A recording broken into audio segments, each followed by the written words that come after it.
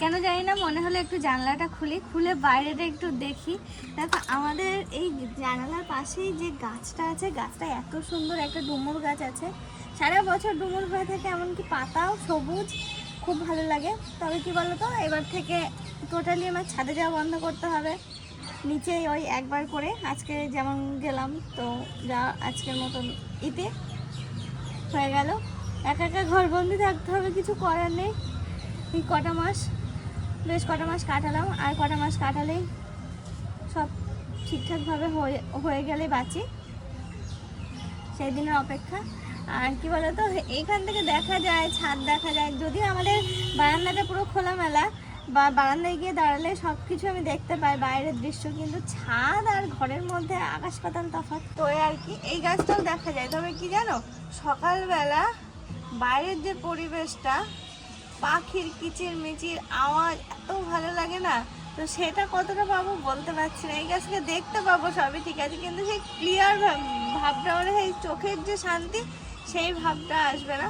তবে কিছু করার নেই, যেটুকু আছে সেটুকুই মেনে নিতে হবে। দেখো যারা বাইরে থাকে, বড় বড় বিল্ডিংয়ে থাকে, ফ্ল্যাটে থাকে, তারাও তো এরকম জানলাতে যেটুকু যা দেখতে পায়। তো আমার এখানে তো পুরো সবুজে সবুজ, সেই সমস্যাটা নেই। যদিও আমার বারান্দাও ফাঁকা পুরো, আর সকালবেলা তো আমি নিচেই যাব, তবে সে ভোরের দৃশ্যটা হয়তো আমি আর দেখতে পাবো না। সপ্তাহে একদিন করে আমি ছাদে যাবই, একদিন করে না গেলে আমি বাঁচবো না।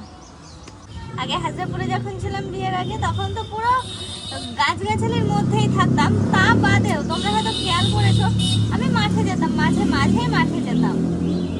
তো সেটা তো আর এখানে হয় না, হওয়ালেই হয়, কিন্তু এখন তো কোনো রকমের সম্ভব নয়। কিন্তু মানে এখান থেকে মাঠও বেশি দূর নয়, কিন্তু যাওয়া হয় না।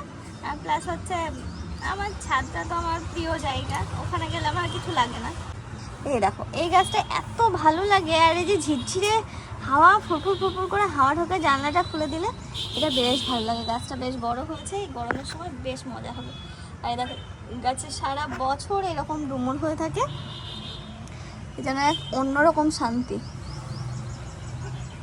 আমার শোনো যে এখান থেকে ডুমুর পাচ্ছিল, জানো, আমি কোনোদিন হাত দিয়ে টেনে দেখিনি, কিন্তু ও এখানে এসে এরকমভাবে টেনে ধরে ও ডুমুর পাচ্ছিল, এরকমভাবে টেনে ধরে ও ডুমুর পাচ্ছিল। কী করে কে জানে, আমি তাকিয়েও দেখিনি। ওই এই ডালগুলো ছিল হয়তো, ওইগুলোতে হয়তো ছিল।